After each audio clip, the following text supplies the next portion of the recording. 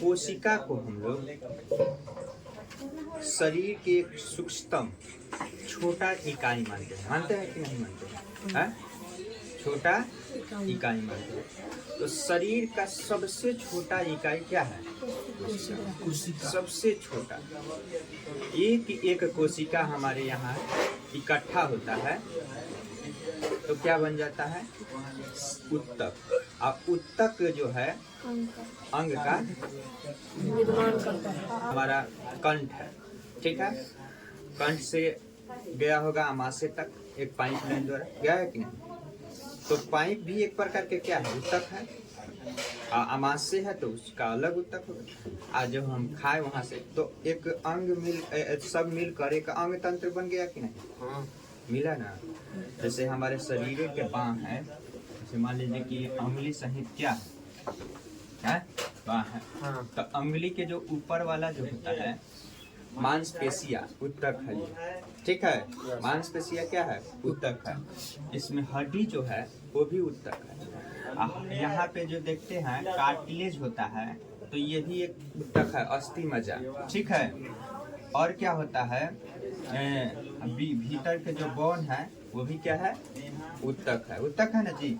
और जो खून है इसे हम लोग बोलते हैं ये भी उत्तक है, ठीक है।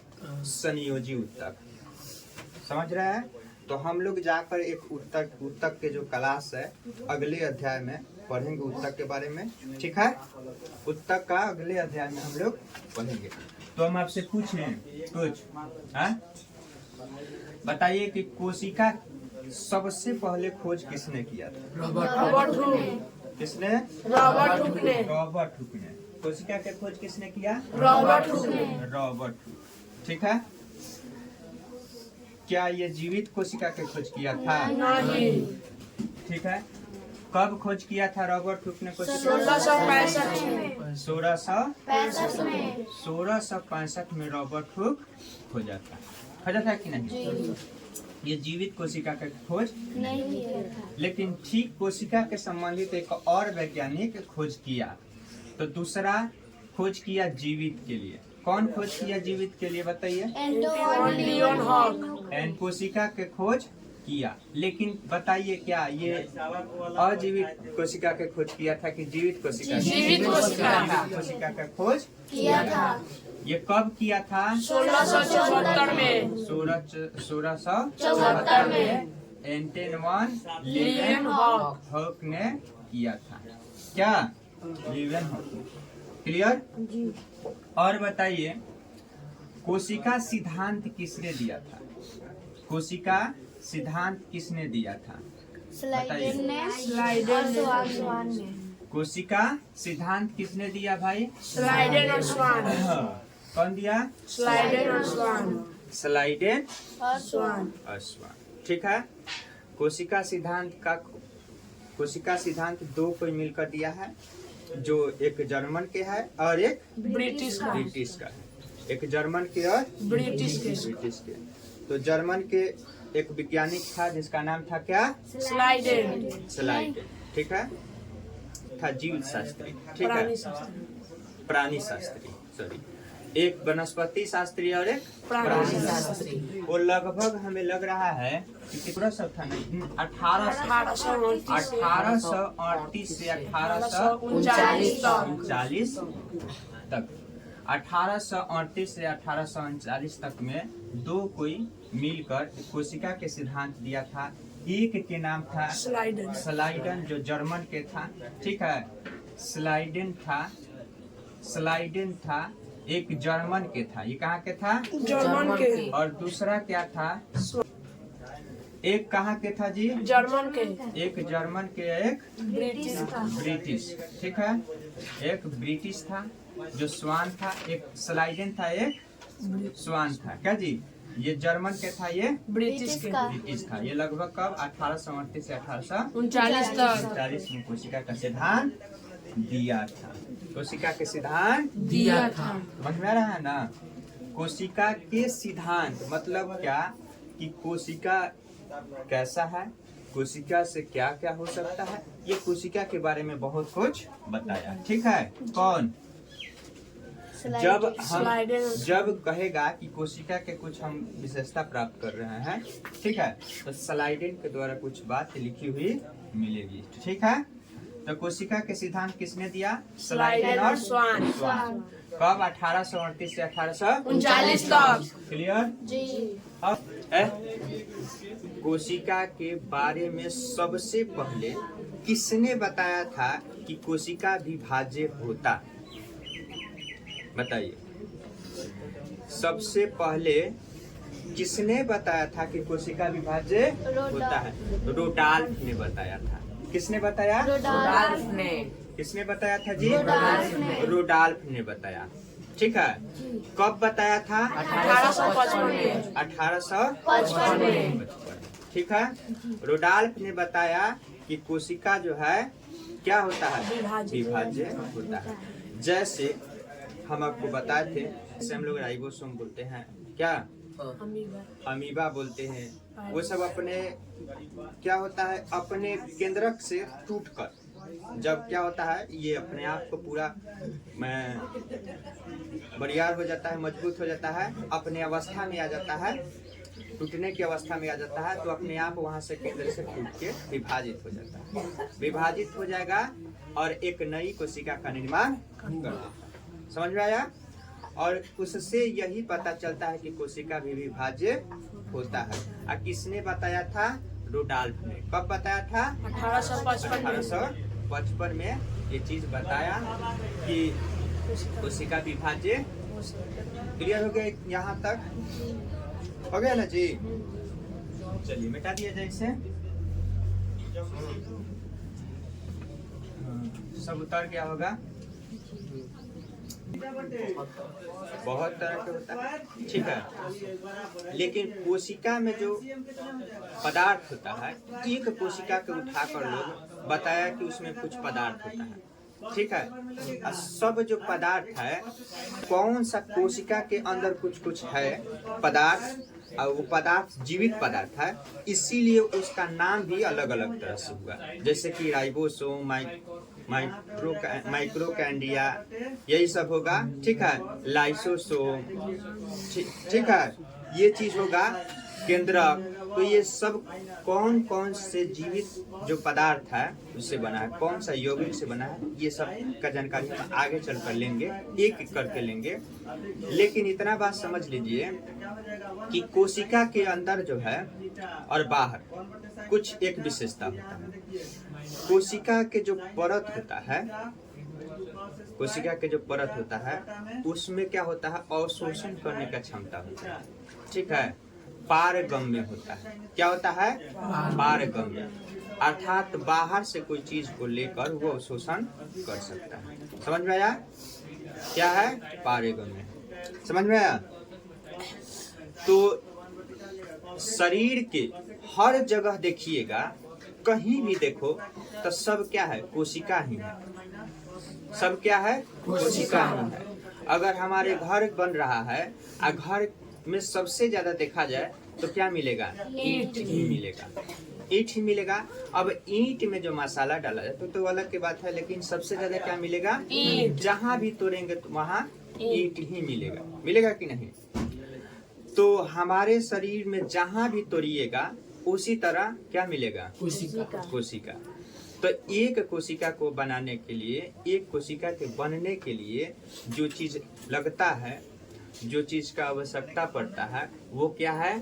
कोशिका में उपस्थित पदार्थ, जिसे हम लोग क्या अकार्बनिक और कार्बनिक बोलते हैं। जीवित कोशिका द्रव्य बोलते हैं उसे, ठीक है। 2 प्रकार के होता है, ये बताया गया है, इसमें कोई बताने का बात नहीं है। लेकिन कोशिका एक तरह के नहीं होता है, सभी कोशिका अलग अलग होते हैं। जैसे कि हम कल बता दिए, शुक्राणु बताए थे कि नहीं?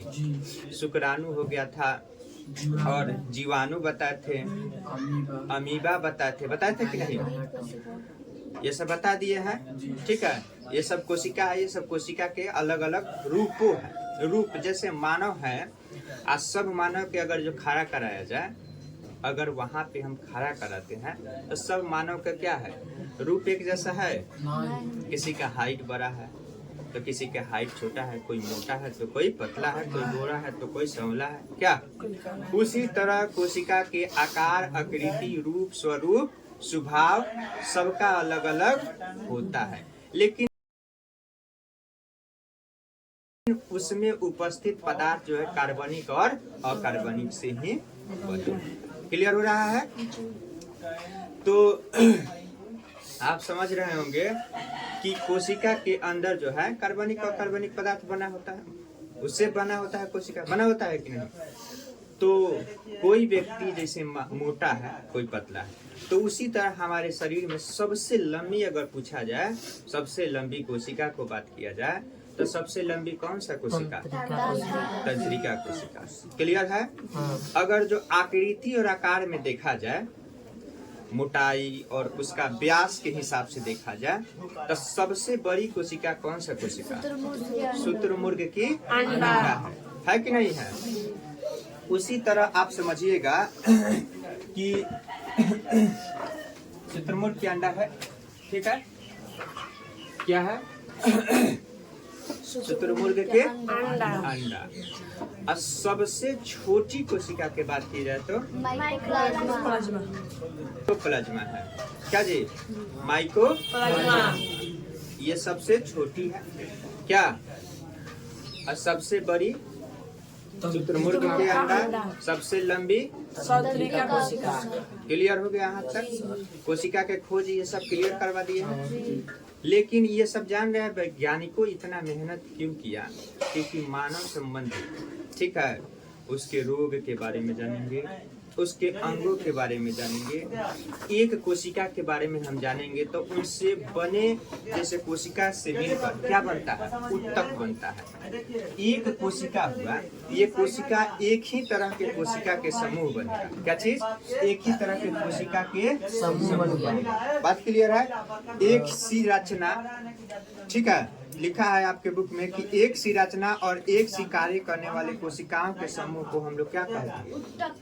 एक सी रचना होगा और एक सी कार्य करने वाले कोशिका के जो समूह होगा, जैसे एक सी रचना, ठीक है, ऐसा नहीं गोल गोल कोशिका की रचना होगा, सपोज ऐसे ऐसे हो गया। और ये जो जितना भी कोशिका है, कोई काम एक ही जैसा कर रहा है। मान लीजिए कि हम लोग क्या है, मान लीजिए कि कोई व्यक्ति मजदूर है, छैटी में बालू ढो रहा है कि? अब एक मजदूर से बालू ढोया जाए तो ढो पाएगा? बहुत सारा बालू ढोना होगा, तो बहुत सारा मजदूर। सपोज मान लीजिए कि एक मजदूर को हम एक कोशिका मान रहे हैं। उसी तरह हमारे शरीर में कहीं उत्तक का आवश्यकता पड़ रहा है कि कोई कठिन काम करे, कोई बड़ा काम करे, तो हमें उत्तक की आवश्यकता पड़ेगी कि कोशिका के? उत्तक की। क्योंकि उस समय एक कोशिका के बोला जाए तो कोशिका अकेला उस काम को सफल नहीं कर पाएगी। इसलिए हम क्या करते हैं, यहाँ पे एक कोशिका को नहीं बल्कि बहुत सारे कोशिका मिलकर क्या बन जाते हैं? उत्तक। तो बहुत सारे मजदूर मिलकर एक संगठन बन जाता है और कहते हैं कि इतना के बालू के ठेकेदारी लेकर हम काम को तुरंत खत्म कर देंगे कि नहीं? तो जब हम श्वास लेते हैं तो सटाक दिन मेरा काम होता है एकदम तुरंत ही ब्लड में जो है खून में क्या होता है? ऑक्सीजन को मिलाने का काम हो जाता है कि नहीं? तुरंत ही कार्बन डाइऑक्साइड को बाहर निकालने का कार्य हो जाता है। तो सब उत्तक के ही ना काम है, सब क्या है? उत्तक के काम है। अगर उत्तक के समूह नहीं होता तो हमारा अंग भी बिखरा हुआ रहता, अंग बिखरा हुआ रहता। उत्तक के समूह नहीं रहता तो अंग बिखरा ना रास्ता रहता कि नहीं? ऐसा करा कि नहीं होता। उत्तक के समूह नहीं होता तो अंग नहीं बिखर जाता, क्योंकि एक एक कोशिका के संयोजन से ना उत्तक बनता है। उत्तकों के संयोग से समूहों के इकट्ठा होने पर क्या बनता है? अंग बनता है। अंग के इकट्ठा होने पर अंग तंत्र बनता है। सभी अंग तंत्र को इकट्ठा किया जाता है तो किसी भी जीव के शरीर का निर्माण होता है। तो बताओ तो कैसे? कोशिका इकट्ठा नहीं रहता तो क्या होता है? शरीर बनता है। गड़बड़ बता रहा है, देखो समझो यहाँ पे। तो कोशिका के संयोजन मतलब एकत्रित होने से एक उत्तक बनता है, ठीक है। अब वही उत्तक जो है क्या करता है, अंग का निर्माण करता है, ठीक है।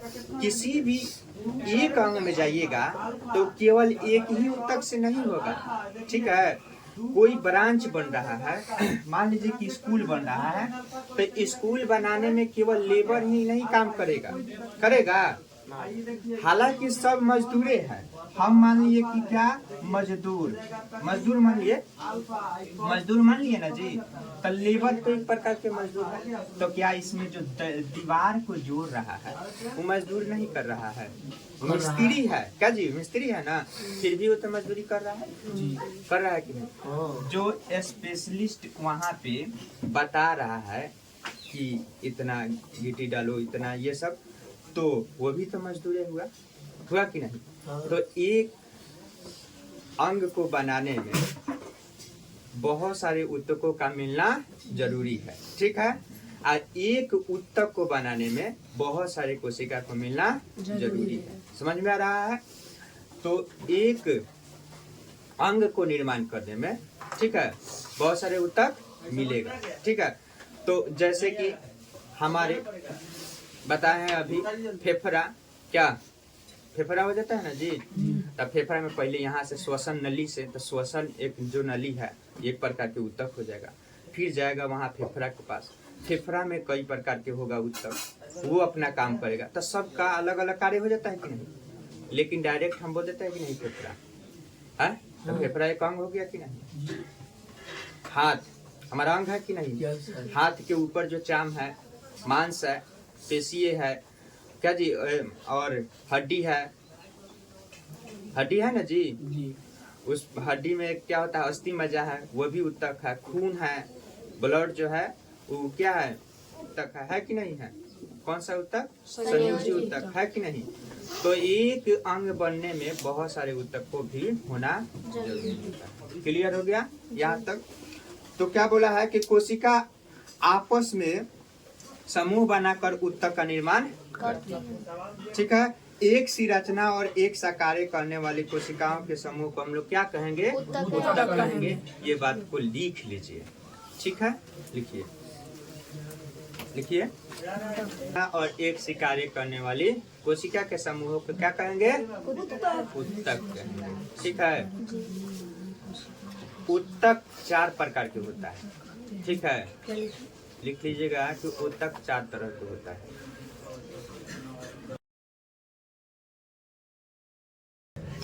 उत्तक 4 प्रकार के होता है। जैसे कुछ एग्जाम्पल में लिखिएगा उत्तक के, हाँ लिखिएगा उत्तक के एग्जाम्पल जैसे लिखिएगा।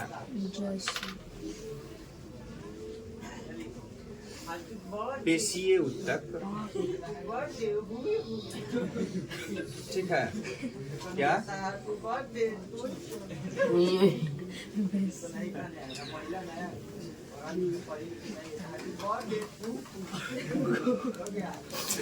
पेशीय उत्तक, ठीक है। हो गया जी। पेशीय उत्तक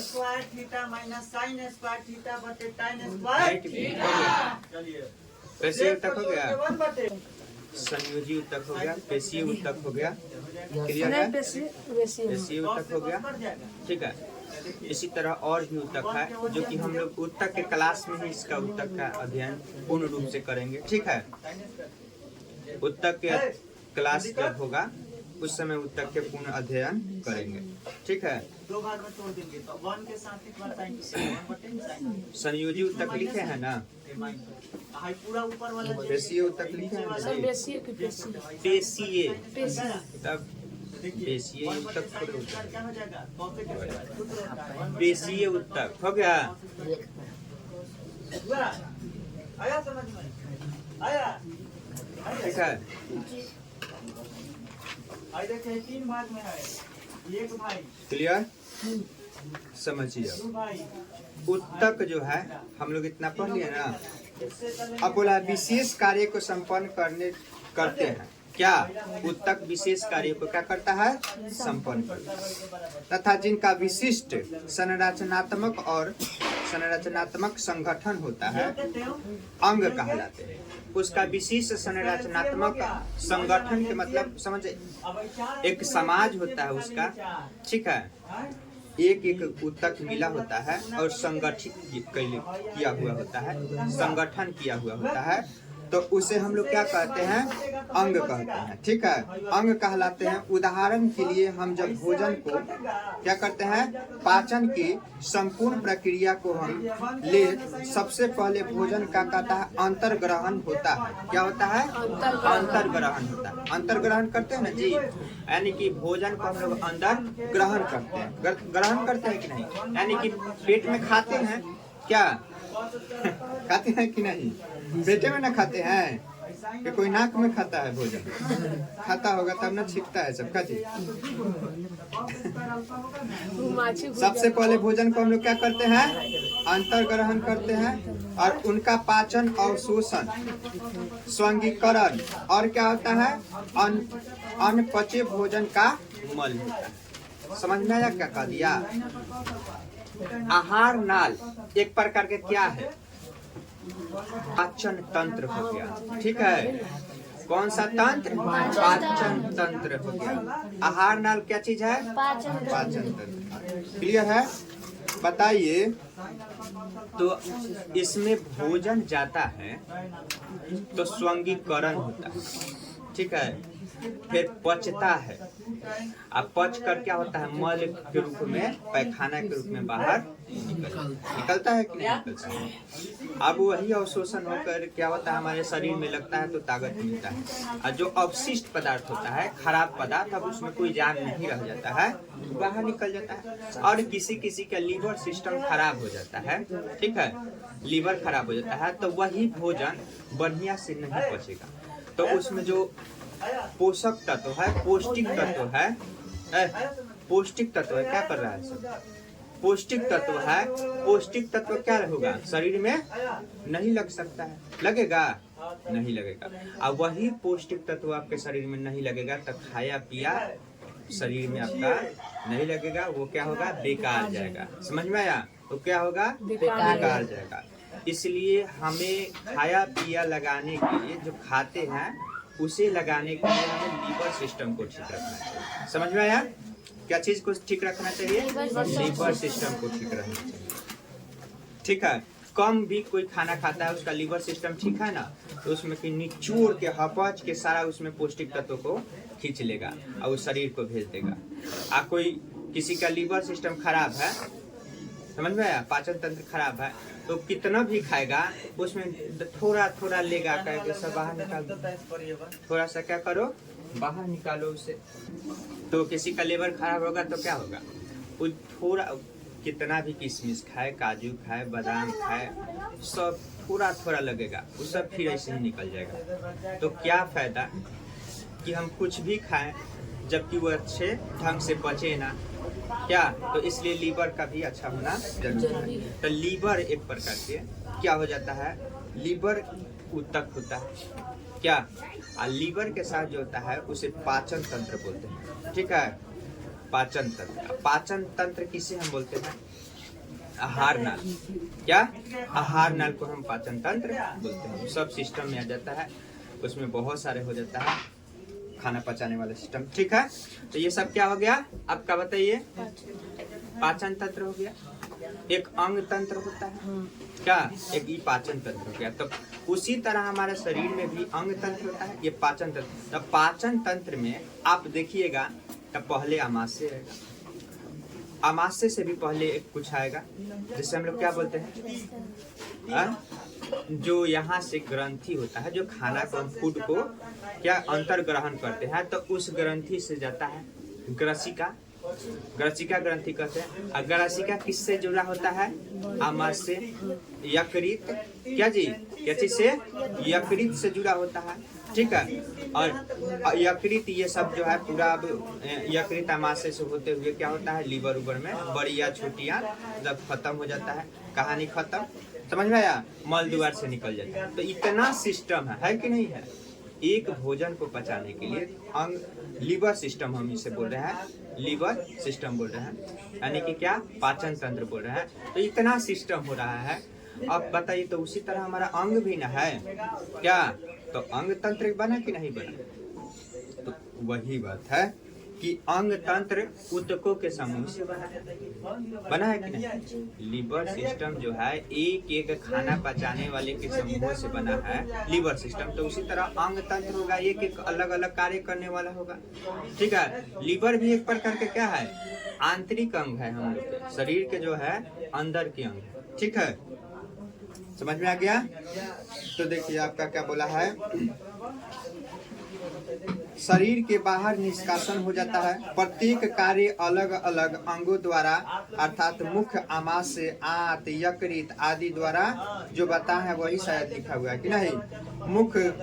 मुख्य आमाशय, आंत और यकृत, मुंह से हम लोग खाते हैं क्या जी, आमाशय से होते हुए यकृत, कहाँ तक, यकृत। यकृत के इंग्लिश में नाम क्या है, इंग्लिश में उसे हम लोग लीवर बोलते हैं। ठीक है, अगर आपसे पूछा जाए कि जो खाना पचाते हैं लीवर में कौन सा अम्ल निकलता है, HCl, हाइड्रोक्लोरिक अम्ल। ठीक है, ये जो है खतरनाक अम्ल होता है, इसमें आप कुछ भी डालिएगा तो जल्दी गल जाएगा। समझ में आ रहा है। अंगुली को डाल के छोड़ दीजिएगा तो अंगुलियों के गला देगा। आप अंगुली के डाल के छोड़ दीजिए हाइड्रोक्लोरिक अम्ल में, तो अंगुली के आराम से हड्डी सहित गला देगा। ठीक है, समझ में आया। तो कैसे सर, आप मीट चिबाते हैं, मीट उठ खाते हैं ना जी, तो हड्डी घोट जाते हैं, घोटते हैं कि नहीं चिबा के, नहीं घोटते हैं, घोट जाता है कितना आदमी। अब वो चल जाएगा भीतरवा, वो आराम से गल जाएगा। ठीक है, गला देता है सब, वैसा ऐसा सिस्टम है। अरे भाई हम नहीं, आप लोग नहीं खाते हैं, हम नहीं खाते हैं, लेकिन कुत्ता उत्ता के देखे हैं ना जी, वो तो नहीं छोड़ता है कि हड्डियाँ क्यों छोड़ देता है, वो हड्डी को चिबा आ जाता है। देखते हैं भूजा ऐसा खाता है, खा कर देखिएगा तो वो हड्डी शौच के रूप में हड्डी थोड़े करेगा। तब तो उसमें भी आप समझ रहे हैं ना, HCl जो अम्ल है, हाइड्रोक्लोरिक अम्ल है, वो बहुत खतरनाक है कि नहीं है। तब समझ में गया। तो पाचन तंत्र होता है, एक श्वसन तंत्र होता है, और एक क्या होता है, परिसंचरण तंत्र होता है, उत्सर्जन तंत्र होता है कि नहीं। तो सामूहिक रूप से विशेष तंत्र की रचना करें तो हम अभी बताए हैं कि क्या होता है, पाचन तंत्र होता है। तंत्र अगर जो बोला जाए कि सामूहिक तंत्र बताइए तो क्या क्या बता सकते हैं, पाचन तंत्र बोलेंगे, श्वसन तंत्र बोलेंगे, और संचरण तंत्र बोलेंगे, परिसंचरण। ठीक है, और उसके बाद उत्सर्जन तंत्र बोलेंगे।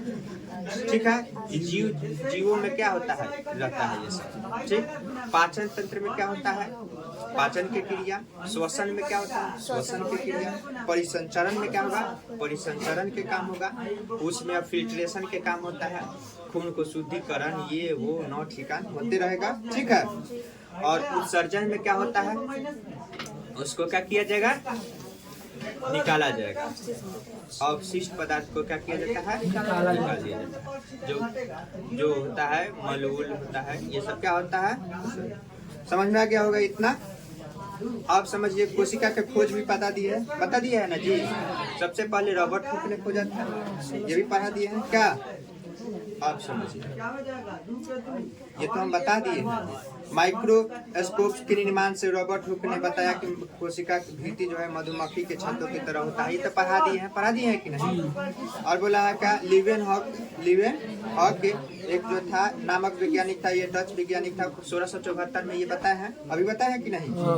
ये क्या किया था, जीवित कोशिका के खोज किया था। कोशिका के खोज हो गया है कि नहीं।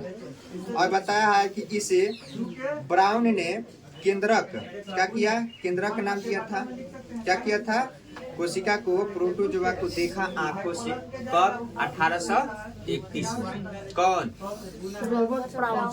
Robert brown. क्या है, रॉबर्ट ब्राउन। समझिए यहाँ पे रॉबर्ट ब्राउन है क्या जी, ये ब्राउन है। हाँ, रॉबर्ट ब्राउन ने 1831 में देखा। क्या देखा भाई, कि प्रोटोजुआ को देखा। क्या चीज का दिखा था? प्रोटोजुआ को देखा। 1831 में रॉबर्ट हुक ने इन नामक एक वैज्ञानिक ने बताया कि प्रत्येक कोशिका केंद्र में एक गोलाकार रचना होती है। इसमें ब्राउन ने केंद्र के नाम दिया और पुरंकिंजे ने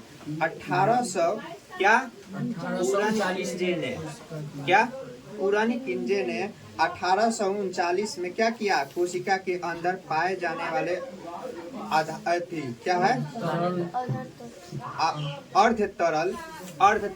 अर्ध तरल के मतलब समझते हैं क्या? आधा तरल। अर्ध के मतलब आधा तरल जो है पदार्थ को बताया। आधा तरल दानेदार सजीव पदार्थ के रूप में होता है, जिसे हम प्रोटोप्लाज्म या जीव द्रव्य नाम दिया। 1838 में एक वनस्पति वैज्ञानिक जो है स्लाइडेन, ये सब बता दिए हैं स्लाइडेन, और क्या स्वान ने क्या किया? कोशिका सिद्धांत को दिया। कोशिका सिद्धांत को दिया। तो 1800 कितना से 31 से 39 के बीच में हम बताया है 1838 से 39। हाँ, 1838 से 39 के बीच में बताया है कि कोशिका का सिद्धांत मिला। लेकिन 1831 में क्या हुआ? कोशिका के अंदर देखा गया कि कोशिका के अंदर क्या है? जीव द्रव्य पदार्थ होता है, जो कि अर्ध तरल होता है। क्या होता है? अर्ध तरल होता है। ठीक है, क्या होता है? अर्ध तरल होता है। ये चीज बताया गया है कि नहीं? प्राणी वैज्ञानिक स्वान ने बताया कि जंतु का शरीर भी क्या होता है? सूक्ष्म कोशिका के बना होता है। चाहे जो भी जीव हो, जो भी जंतु हो, उसका शरीर भी क्या चीज से बना है? सूक्ष्म कोशिका से बना है। कोशिका सिद्धांत ये सब जो दिया, कौन को दिया था? स्लाइडेन और स्वान। कोशिका सिद्धांत दिया, और कोशिका सिद्धांत से उन्होंने यह बात व्यक्त की कि कोशिका के शरीर संरचनात्मक इकाई है। क्या है? बताया, व्यक्त की कि कोशिका शरीर की क्या है? संरचनात्मक इकाई है। स्लाइडेन और स्वान मिलकर आपसे यह बताया। कोशिका सिद्धांत में क्या बोला? तो कोशिका सिद्धांत में स्लाइडेन और स्वान ने बताया कि कोशिका शरीर के क्या है? बताइए। संरचनात्मक इकाई। बात क्लियर है बउआ? मत हंसो, उधर से बात सुन। समझे? कोशिका क्या है बताइए? संरचनात्मक इकाई। एक बार में आवाज आना चाहिए, ठीक है? नहीं तो आप लोग पढ़ने वाले नहीं। समझिए, कोशिका को क्या बताया था? संरचनात्मक इकाई। मैक्स सुल्ज ने 1861 में बताया कि कोशिका प्रोटोप्लाज्मा का एक पिंड है। समझे क्या बोला? क्या है? पिंड है, जिसमें एक केंद्रक होता है, और इस कथन को प्रोटोप्लाज्मा मतवाद कहते हैं। इस कथन को हम लोग क्या कहते हैं? प्रोटोप्लाज्मा मतवाद कहते हैं। ठीक है, मतवाद कहते हैं। अर्थात इसके बारे में पूछ दिया जाए कि प्रोटोप्लाज्मा की विशेषता किसने बताया, तो आप क्या बताइएगा? Max Schultz. ठीक है, मैक्स सुल्ज ने रहा। हमें दो तरह से कोशिका के अध्ययन दो तरह से होता है। जिसे कौन बताया था? बताइए। जिसे कौन बताया? तो एस्ट्रास वर्गर। क्या जी?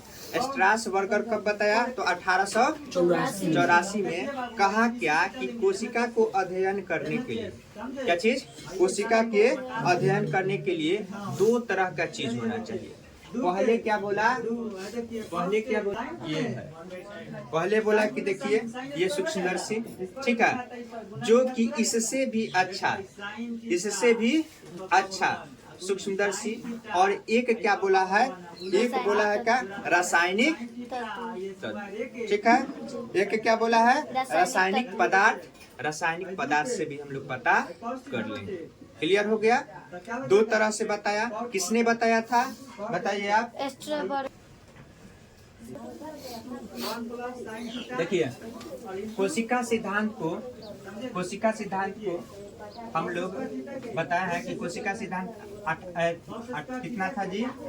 1838 से 1839 से 1839 को क्या बताया? कोशिका सिद्धांत में क्या लिखा हुआ था कि कोशिका संरचनात्मक क्या है? इकाई है। ये लिख लीजिएगा। कोशिका सिद्धांत में, कोशिका सिद्धांत दिया तो वो अलग के बात है, लेकिन कोशिका सिद्धांत में बोला क्या गया? तब बोला गया कि कोशिका जो है, कोशिका सिद्धांत में कोशिका संरचनात्मक इकाई है। क्या चीज के? जीवों के जो शरीर है उसे क्या कहेंगे? शरीर का जो है संरचनात्मक इकाई है। कोशिका क्या है जी? कोशिका शरीर के, किसी भी जीव के शरीर के क्या है? संरचनात्मक इकाई है। बात क्लियर हो गया? और 1855 में कोशिका विभाजित के बारे में बताया गया।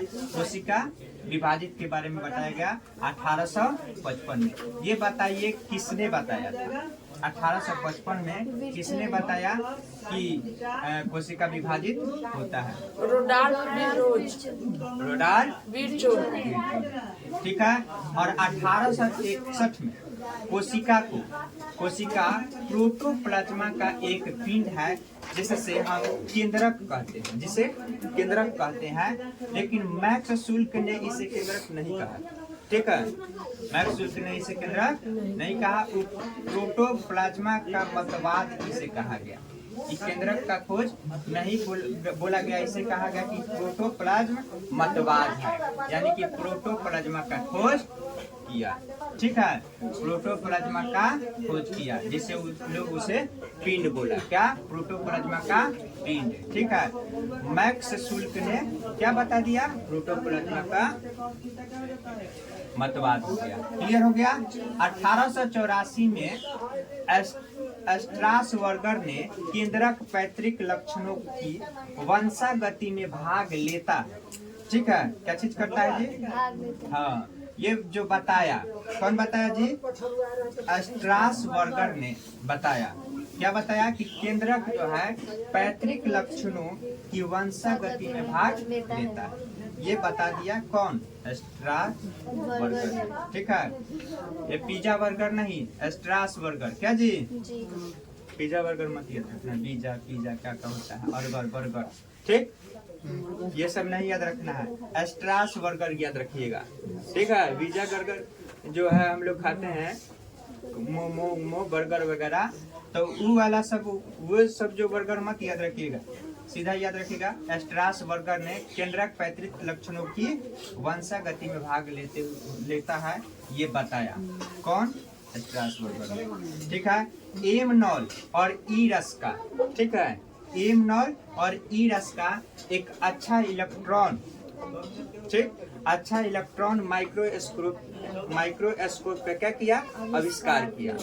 सूक्ष्मदर्शी का आविष्कार किया, और उससे जो है, उसके मदद से हम लोग कोशिकांगों के अच्छे अध्ययन में जारी हुआ। ठीक है। और जबकि ये कब हुआ? 1800 कितना में हुआ था? बताइए। 1931 में। ये कब हुआ? 1931 में। ठीक है। ये अच्छा कोशिका का जो है इलेक्ट्रॉन माइक्रोस्कोप का खोज कर दिया, जिससे हो गया ये रासायनिक पदार्थ से भी इसे मदद लेकर अच्छा अध्ययन होता है। अगर आपसे पूछा जाए कि कोशिका के अध्ययन अच्छे तरह से करना हो तो क्या क्या की आवश्यकता है, तो भाई दोनों भाइयों का सबसे बड़ा योगदान है क्या? एम नॉल और ई रस का। ये अच्छा इलेक्ट्रॉन माइक्रोस्कोप का खोज किया और बताया कि रासायनिक और अच्छा रासायनिक पदार्थ से भी। क्लियर हुआ?